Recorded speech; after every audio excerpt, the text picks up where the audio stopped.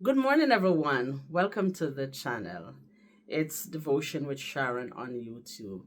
It has been a minute, but I do not forget. I have another channel, Sweets at Sharon, so I'm kind of busy over there. But as I said, if you are tuning in for the first time, welcome.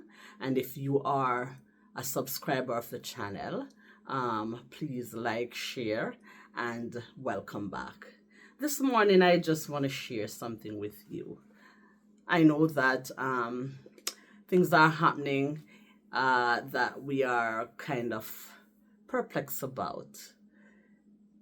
In Matthew 24, Jesus told his disciples that when his coming is at hand, things are going to happen in succession.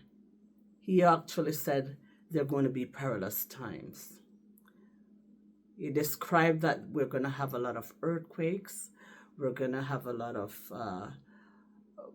things that are going to happen that has never happened before. Wars, rumors of war, children disobedient to parents. Men are going to be lovers of themselves more than lovers of God. So we are seeing these things happening. And I'm sure that we have a lot of questions. But as I said, the disciples asked Jesus, what would be the signs of his coming? And Jesus told them that, yes, these things are going to happen. Men are going to get vile. Men are going to get more wicked to one another. We're not going to love each other the way we're supposed to. Our hearts are going to be changed.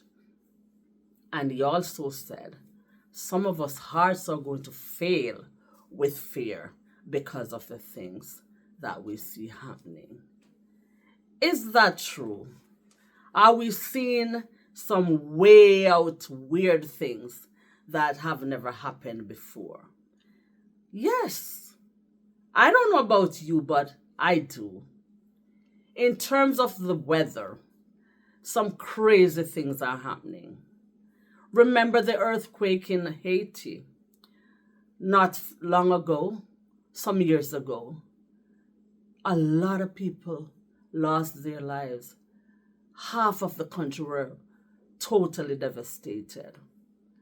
Yes, you may say earthquakes. That's not new. They happened.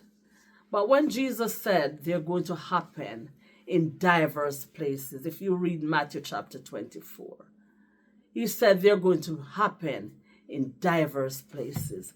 That means different places, places where they've never happened before. Maybe an earthquake or some earthquake happened in Haiti, of course, but at never such magnitude. And that's what Jesus was talking about. Oh, we don't have to look far. Look at the hurricane in Jamaica that happened a couple of weeks ago. Yes, we do have lots of hurricane in Jamaica. Category 2, category 3.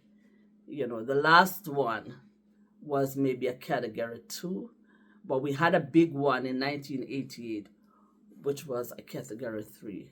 And yes, it had caused a lot of damage. But now we had a category 5 hurricane in Jamaica that totally demolished the west end of the country. You may say, well, it's bigger this time. But that's what Jesus was talking about. It's going to happen in diverse places, places that it never happened at such magnitude before. And we're going to see it more and more often.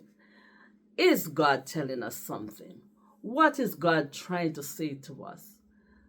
What did Jesus say? Said that these are signs of my coming. So, I'm just here to encourage you that if you don't know Jesus, it is time to get to know him yet. Jesus is coming, and these are the signs of Jesus' coming. Our children are so rebellious, they are so disobedient And we can find all kind of excuse to say that, yeah, this is the reason why they are like this. But if Jesus didn't say that, I wouldn't understand different, that these are signs of his coming. So I encourage you today again, if you don't know Jesus, get to know him now. He loves you.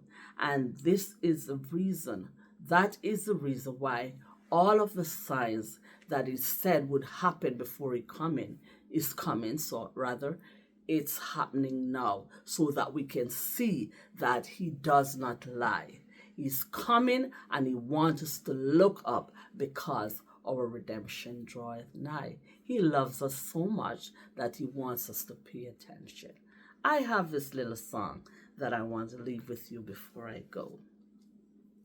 What can separate you from the precious love of God? His love's reached from the heavens to the far ends of the earth, and give you life forever. He left no stones unturned,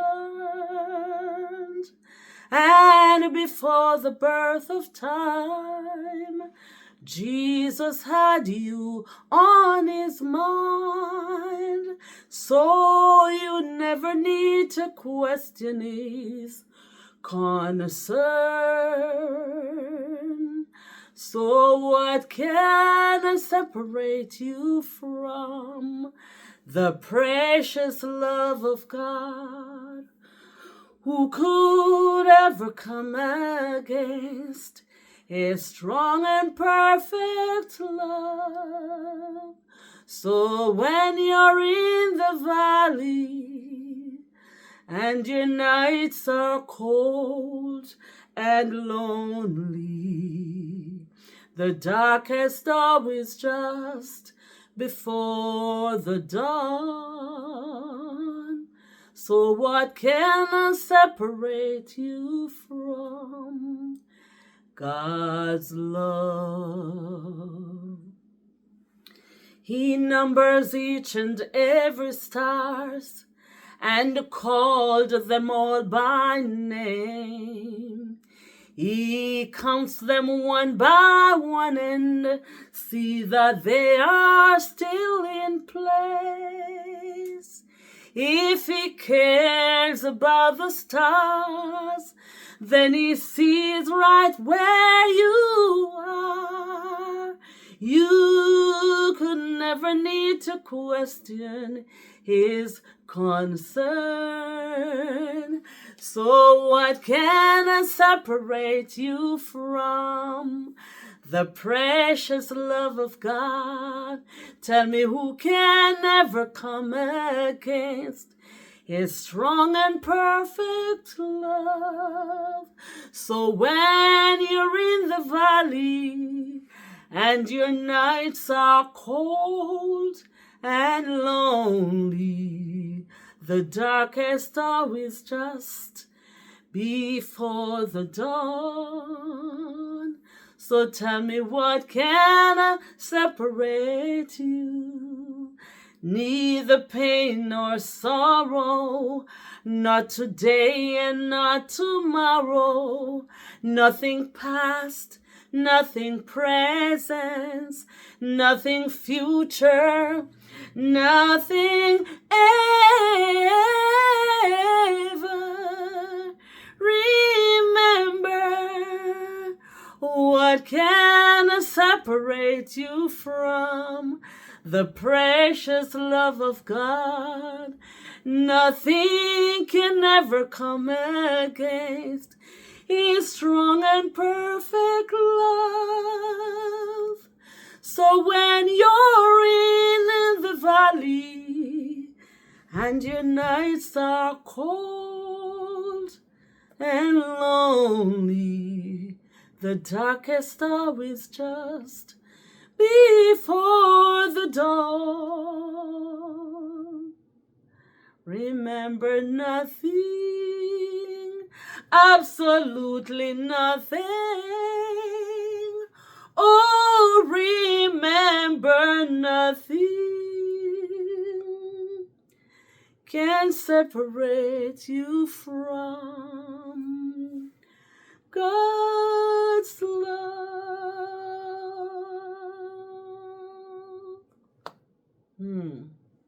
Nothing can separate you from the precious love of God. He loves you. He doesn't want to destroy you, but He wants you to look up because His coming is at hand. Thank you so much for sharing this devotion with me. I love you, but Jesus loves you more. Bye.